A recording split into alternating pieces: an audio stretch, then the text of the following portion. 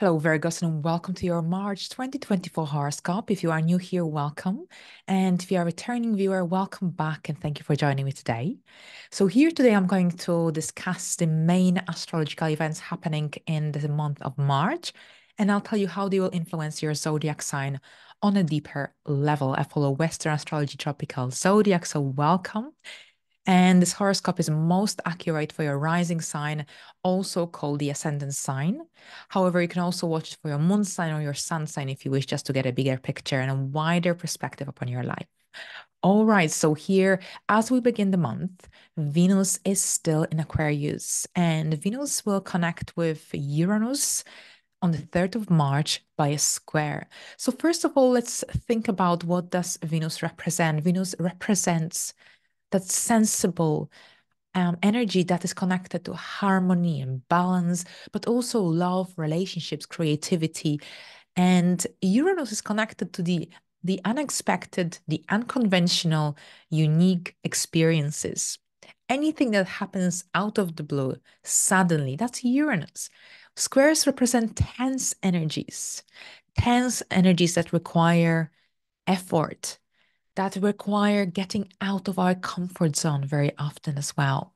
So we've got Venus in Aquarius in the sixth house, squaring Uranus in Taurus in the ninth house. Now, when I look at the ninth house, I think of that need for freedom, independence, and Uranus is illuminating these qualities on a bigger scale.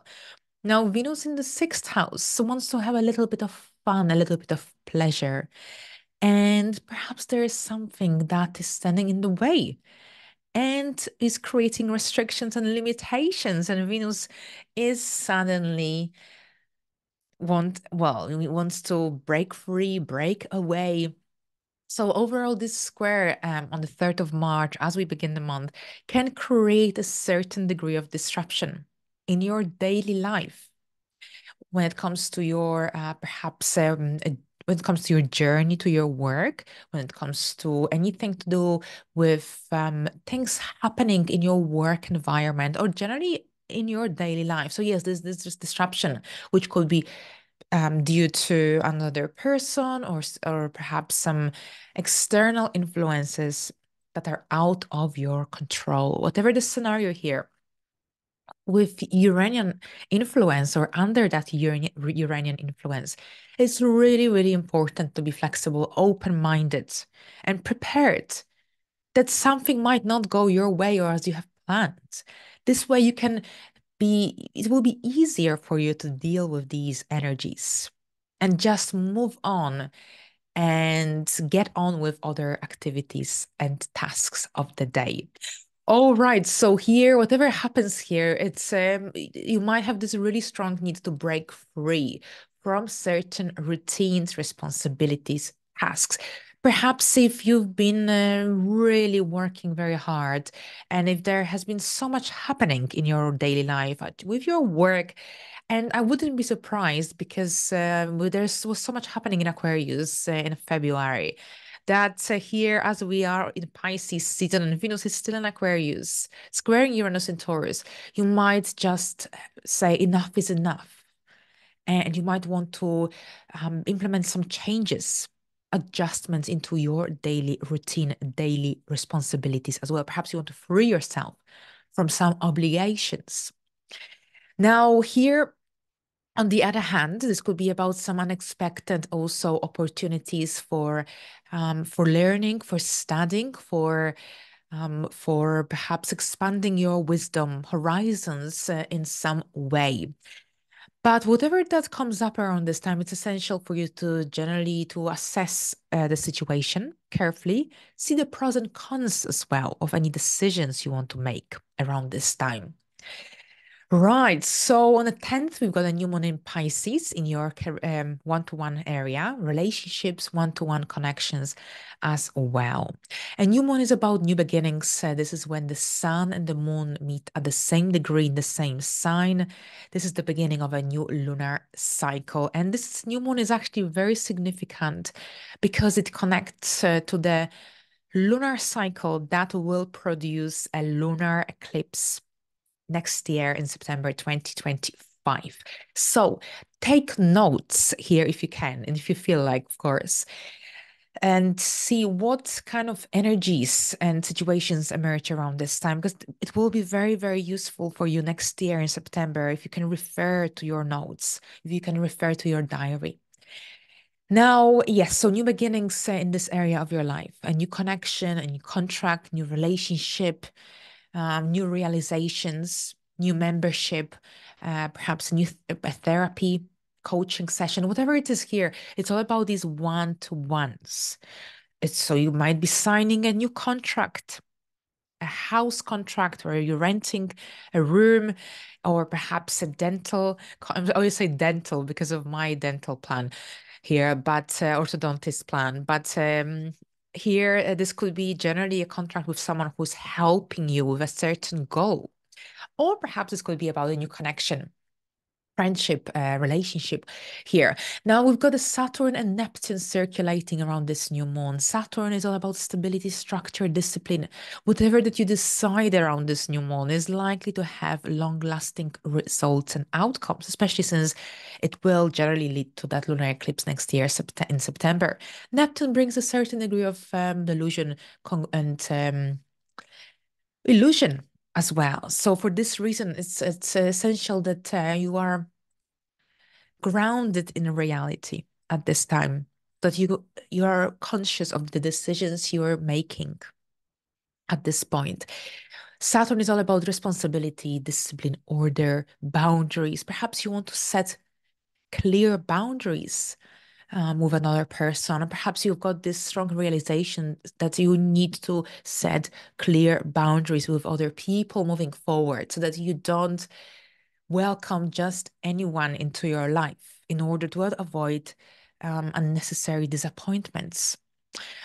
If you don't have any natal planets in your seventh house and just Pisces sitting here, there's a tendency to just lack that ability to set clear boundaries. That's why you've got Saturn here to help you, to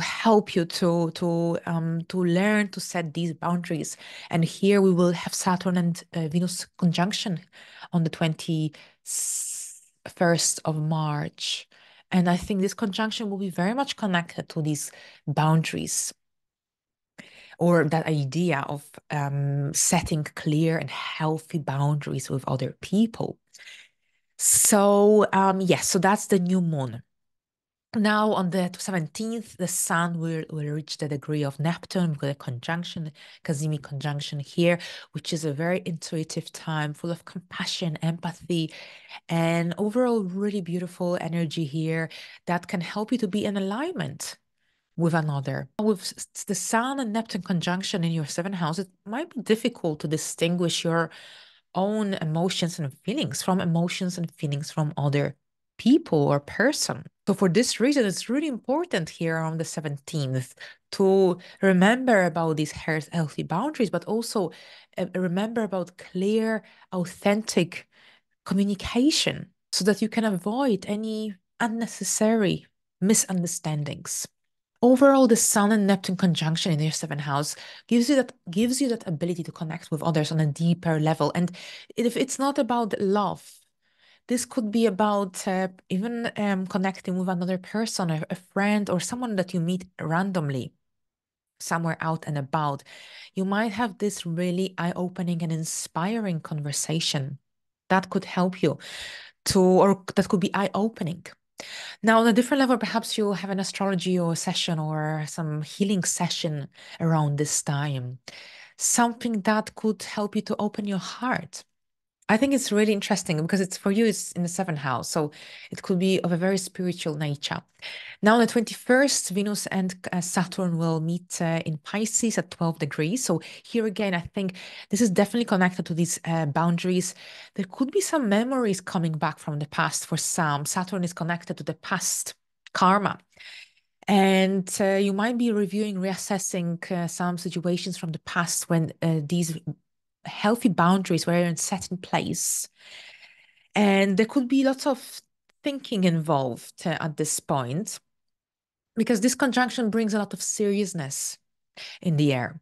And at the same time, a lot of responsibility towards love, your love life. With Saturn being involved, this gives you a really a strong responsibility towards love, towards relationships, connections, the important connections in your life. But at the same time, Saturn's influence could also bring up some issues related to commitment, loyalty, and responsibility. And at the same time, you may need to work through any challenges that arise at this time in your personal relationships. So here, if you're going to be working with other people, collaborating on one-to-one basis, you need to be really, really responsible at this time and grounded, realistic as well, practical. It's all about these Saturnian qualities here that are really, really highlighted at this time. Now, Saturn can also bring delays. So here you might have to be a little bit patient when it comes to any when you'll be dealing generally with other people one-to-one basis. Things might not just happen as quickly as you wish or would have hoped. Now on the 22nd, Mars will move into Pisces for about 6 to 8 weeks. And here, that's your seventh house. So overall, here you will see that that attention from the daily tasks, daily responsibilities, work, and health will shift into your one-to-one connections. This could mean that you'll be working a lot with other people, one-to-one basis. If this is what you do, there could be lots of meetings, collaborations, clients. It could be a really busy time when you will be connecting with other people. Now, at the same time with Mars here, I think you'll be learning a little bit about yourself through certain situations that emerge around this time, especially since Mars will conjunct Saturn at some point during this transit.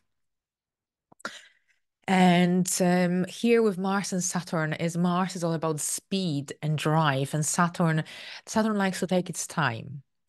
But we'll get there when the time comes. Here in March, Mars will just start its a journey in the sign of Pisces, and it will only reach Saturn's degree in April around the eclipse in Aries. Right. So overall, here for those who have been affected by that Saturnian energy in your relationship area, you will have to be mindful because Mars in the seventh house could bring up issues related to power struggles, conflict, or competition in your personal relationships. So here you might have to find a healthy balance between asserting your needs and desires while also being considerate and respectful of your partner's needs. Now, Mars in the seventh house could also highlight any hidden or any subconscious patterns in your relationships that might be holding you back in some way. So here you might have to address some issues, some emotional baggage that you might be carrying from even from your past relationships. So overall, the goal of this transit is not to fight or to get in a conflict with another person, but rather to improve your relationship and seek more stability in your relationships and partnerships. Now, we end the month with a lunar eclipse in Libra happening on the 25th of March at 5 degrees of Libra. So here this cycle started in September 2022. And now during this Libra eclipse, something from that time is coming to light. Right. So Libra, this is your second house. Overall, the Libra and Aries eclipses are all about finances, financial stability, security in your life. And very often this means that you will be moving, that you'll be changing your jobs, changing the way you make or earn your income. Now, yes, so we've got a south node here in the second house, which means that you have to put some effort into earning income through your own efforts, through your own skills and talents. It's not impossible, but it just requires planning. And here with the south node eclipse, a lunar eclipse, a certain chapter in your life connected to this financial area of your life is coming to an end. It's time to move to the next level. Whatever it is, it's fulfilled its purpose. You need to, it's time for a shift, change of dynamics, and some adjustments you need to be implemented. The South Node is about moving away from some outlived old patterns. that no longer belong in this reality. Perhaps your relationship with finances is changing. Perhaps you're decluttering, getting rid of things. Your approach to money, perhaps you're going through financial changes. Now, some Virgos will be going through relationship endings as well. So perhaps this is connected, these eclipses now are connected to changes in your shared and joint resources. Perhaps you removing yourself from